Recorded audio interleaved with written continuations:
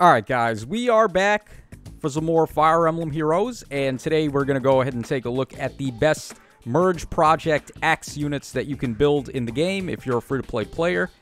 Video's coming out a little bit later. I was kind of busy today, but we're going to go ahead and take a look at these Merge projects. So, we're starting things off with a Grand Hero Battle unit here. We have Fallen Linus. Very good unit. He is in the realm of god axes, god swords, god lances, whatever you want to call them, just the god units. Tons of attack and speed. He can easily get some damage reduction. I'm not particularly using Close Call 4 on this build, but you could use it if you wanted to. I just like Special Spiral 4 looping with Vital Astra a little bit more. And his weapon doesn't have -1 special trigger built in, so it works a little bit better here to be doing this. You could also try Gambit 4 on him if you want to get damage reduction that way.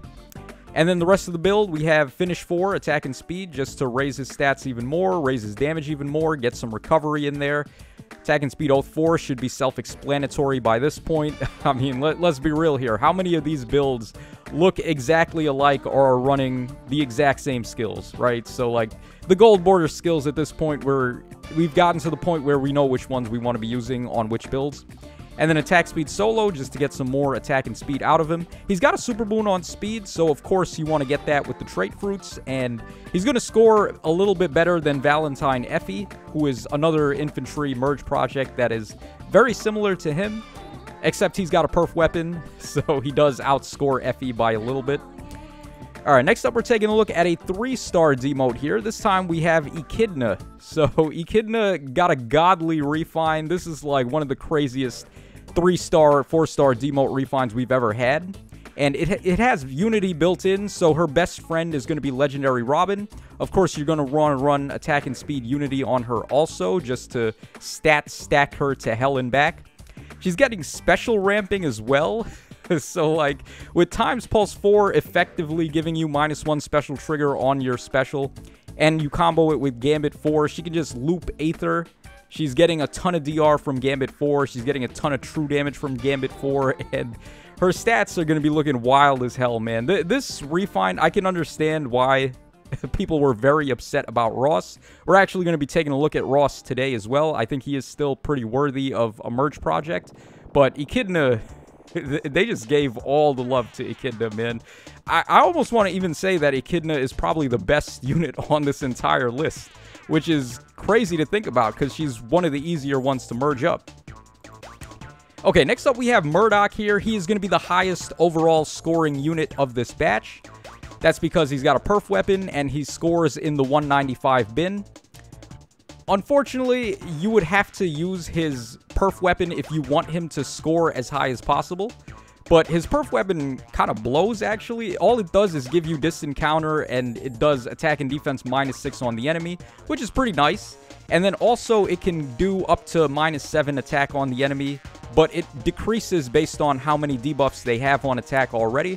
So if they have -7 to attack from somewhere, then they're not going to be feeling the effects of that part of his weapon. So I just feel like Arcane Downfall works a little better for him. It's giving him all stats of 5, it gives him the -1 special trigger, and it gives him the special acceleration. So he can loop Pavis over and over with Hardy Fighter, and we've also got Fire Flood boost here to inflict guard on the enemies and get a lot of attack, HP, and res. And then we're running him as a near saver here with Deflect Melee, so protection against brave attacks and near save to protect all your other units. Murdoch is a very nice merge project. He has a Super Boon on defense and attack, so I think you probably just want to go plus defense here, and I went plus res because the build we're running. Alright, next up we have Summer Seth, a fan favorite actually. A lot of people really like Seth because of his role in Fire Emblem 8, so it's nice to actually get a good merge project Seth here from the Tempest Trials. So we're running the typical Flared Sparrow, Flow Desperation, Alarm build here. This is like one of the nuttiest builds you can go for on melee calves at the moment. Flow Desperation has half a null follow-up, and it does also Desperation. So you hit the enemies twice in a row. Arcane Downfall has -1 special trigger and the special acceleration. So you just get to Gale Force, you burn them to a crisp with Flared Sparrow, and then you canto yourself away with Alarm Attack Speed. It's just like, this is... I'm actually going to do a video later, probably tomorrow, where I talk about rearmed heroes and how to really maximize the skill fodder that you can give to them. And for example, Aether, if you give Aether Flared Sparrow, Flow Desperation, and she already comes with Alarm Attack and Speed, that's just a pre-built melee cav right out of the box. Because it's very easy to get Swift Sparrow 2, it's very easy to get Desperation 3, and she defaults with Alarm Attack and Speed, and it's very easy to get Rouse Attack and Speed 3. So it's just like the easiest instant build ever. Every time you pull a copy of Aether, you're just instantly building a cav unit. Yes, please. Now, also, Seth has super boons on speed and attack, so that's what you want to go for. Of course, refine Arcane Downfall for plus speed. Arcane Downfall got a lot of flack, actually, as not being that great, but it has the necessary tools. The -1 special trigger, the all stats of 5, the special acceleration, and the healing, I think, are all very good. It has a wary fighter effect built in, but we don't really care too much about that. Alright, next up we have Har over here. Har got a refine that wasn't so great at the time, but with the introduction of Gambit 4, it actually makes him pretty goddamn solid. You'll be seeing Gambit 4 everywhere here. Honestly, I may have jumped the gun on my assessment of Gambit 4. It may be just as valuable as Flared Sparrow on some of these units here that we're going to be looking at. So, Gambit 4, of course, if you don't have -1 special trigger, is just nutty as hell. 50% DR on every attack, and then also giving you plus 15 true damage per hit. Har's weapon is a brave attacking weapon. It also inflicts guard on the enemies, so you can use it to bait.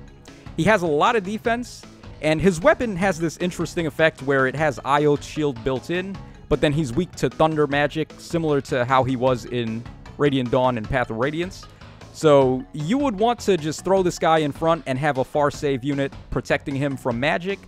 Soaring Guidance lets your units jump in, and then attack and defense form just to pump up his attack and defense even further. He has a 15% true damage reduction effect based on his defense, so that's what you want to stack here. And just go plus attack and defense. I don't believe he has super boons on anything, so it doesn't really matter what Ivies you go for, but of course attack and defense is what he wants. Alright, next up we have Valentine Effie. We have actually a couple of God Axe units here to take a look at. So, Valentine Effie, the female Shaz, and also Ninja Hana. These are the premier choices here. Ninja Hana and Effie both being in the Grail shop, and then 3-star and 4-star demote for female Shaz. So, she would be the easiest to merge up. She doesn't cost heroic grails, but there are differences between all three of these. So, Effie is got the most attack and speed in terms of combination, and her defense is pretty solid, so I just decided to go for a typical God Sword build here. Close Call 4, Godlike Reflexes, Finish for the healing, etc., etc. You already know the drill. Go plus speed and plus attack on Effie. I think she has a super boon on both, so that's definitely what you want. Shaz also has a super boon in both, so that's what you want to go for with her. And her weapon is pretty cool too. It's not got -1 special trigger, so Gambit 4 works out quite favorably here. Her defense and res combo is nicer than Effie, even though she has less attack. So she can make better use of distant attack speed solo. So this would be like an Omni-Tank style unit. Times Pulse essentially just gives Aether -1 special trigger without actually giving it -1 special trigger. So it combos pretty well with Gambit 4. Attack speed solo, of course, for more speed and attack and speed. And then Crimson War Axe gets 40% DR on the first hit. You get attack and speed up 3, or attack and speed up 6, a flat speed up 3, and then also it does one more thing. I can't remember. Oh, it gives special acceleration, so you can easily get to Aether there with Times Pulse 4. You would want null follow-up support with her. So who gives null follow-up? A lot of units can. Caden Lindy is one example. There's also infantry null follow-up, or infantry speed tactic rather, and yeah, infantry null follow-up as well. So try to get some null follow-up support on her. There's also a Captain Seal that does it. And the same thing for Ninja Hana. You want some null follow-up support, but if you can get it, then pretty nice build here. She's got a lot of defense and res. She has way more res than Effie. Not as much as Shaz, though. The same build on all three of these guys could, or all three of these ladies could fit each other. You could just mix and match if you want. But basically, Null Sea Disrupt 4 gives you countering against Fire Sweep enemies, which is pretty clutch. Speed Smoke 4 gives you dodge from the passive, so pretty nice effect there. Godlike Reflexes, of course, for some unpierceable damage reduction, and the rest is history. She has a super boon on speed, so that's what you want to go for. And Ninja Hana has held up pretty well, actually, all things considered. Alright, next up we have Hans over here. This guy, I actually really like this guy's playstyle. He's pretty funny. So he just wants to caveman Unga Bunga the enemies to death. He just hits really hard. So his weapon gives flat attack up 3, attack and speed up 6 if he initiates or if he's solo.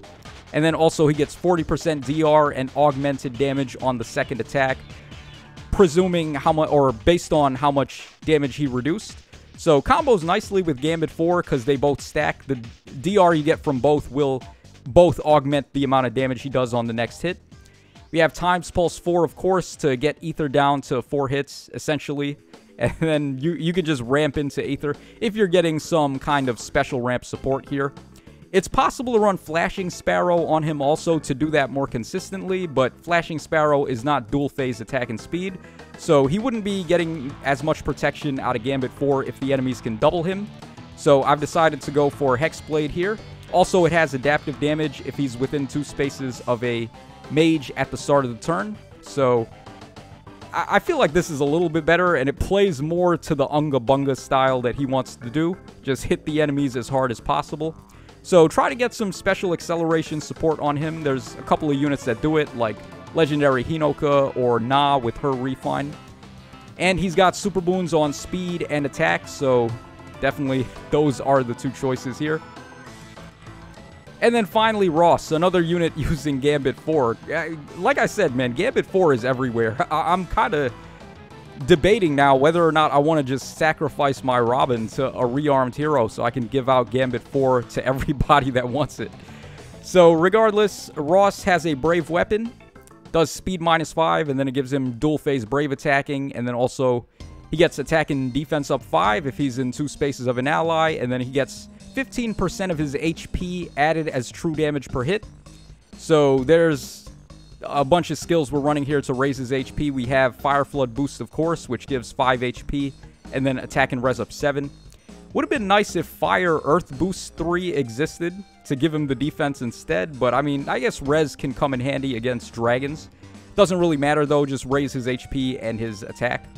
Gambit 4, of course, I've talked about this on like 30% of the builds we've looked at today. Attack and res oath 4, just because attack and defense oath 4 doesn't exist yet, so we got to go for this. But it still works out kind of well. I mean, letting him jump and then attack and res, like I said, res can come in handy against dragons. And then we have attack and defense form 3 there. He's got super boons on attack and HP, so that's what you want to go for. Just raise his HP through the roof so he can hit hard. And then the final 2 units we're taking a look at here. So none of the seasonal 4 stars I thought were particularly worthwhile. So you don't have to worry about any orb investments on the Axe unit list at the moment. So we have Baltus up first here. Baltus is interesting because of his stat distribution. So he's more so based on attack, defense, and res, and speed is not quite as high as some of the God Axes. He does have a super boon on speed though, so you could possibly go for that, I guess, if you want to. I'm just going attack and defense here. Fire Flood Boost, giving guard, and then HP up 5 and double stats up 7, I think is really strong. I can't wait for the attack and speed version of this, actually. I think that's going to be really good on God units, because they'll be able to inflict guard, and then they're getting the HP up 5 and attack and speed up 7 on dual phase. Like, that's going to be the tits for all of these super fast units that want to do speed-based DR. Alright, we have Gambit 4 once again. I mean, it's not getting the full bonuses from Arcane Downfall because we have -1 special trigger, but it's still really good. It's also the only consistent way to get some good damage reduction on him because he's not that quick. So 40% DR and plus 10 true damage per hit. Still nothing to sneeze at. Attack and res oath 4 once again, and then attack and defense form 3. So he's going to have a good mix of defense and res on this build, and also a lot of DR. So definitely solid from Baltus. And then finally, we have Mini Minerva here, the baby Minerva. So she was lucky she came out so early, because we have a ton of flowers we can give to her. And she hasn't gotten her Refine yet either. Who knows how good that's going to be. It's already a pretty solid weapon. It does -1 special trigger and then all stats of 4. So, like, it could easily overtake Arcane Downfall as soon as she gets her refine. So just more incentive to make her a merge project if you're interested in that. So we're going for the flying version of the Flared Sparrow build here. Flared Sparrow, Flow Desperation, Oath 4, Gale Force, of course, attack speed solo. Works really nicely with the -1 special trigger and special acceleration from Downfall. So just a very solid build here. She doesn't have super boons, so just feel free to go attack and speed or whatever else you want. And it doesn't really matter about her scoring because she doesn't really score that high either. But a very solid player phaser. And I'm only going to bring up this guy here, Wallheart, because so many people love him. But I don't think he's actually worthwhile anymore. I'm about to end this man's whole career. So if you're a Wallheart fan, you may want to click off the video right now because we're just going to be crucifying this guy for the rest of this video. So Wallheart, he was really nice when he came out with the refine. A lot of people went for the merges on him at the time, but it just doesn't hold up anymore. So we look at what it does. His weapon gives him defense up 3. If he's within 4 spaces of a foe, he gets all stats up 6 for 1 turn as a blue bonus. That's what kills this weapon. If this had been in combat, that would have been way, way, way better. But unfortunately, it counts as blue bonuses. So they can be turned off, or they clash with other skills that are better that may be wanting to give you blue bonuses, such as Alarm. And then also, if he initiates combat or he's not adjacent to an ally, he gets in combat all stats up 4. That's the only instance of all stats up 4 in combat that he's getting. So you look at his base speed here. With full investment, he's at 39 speed. This dude can't even crack 40 speed with full investment. That is not going to cut it, man. He's not going to be able to double anything.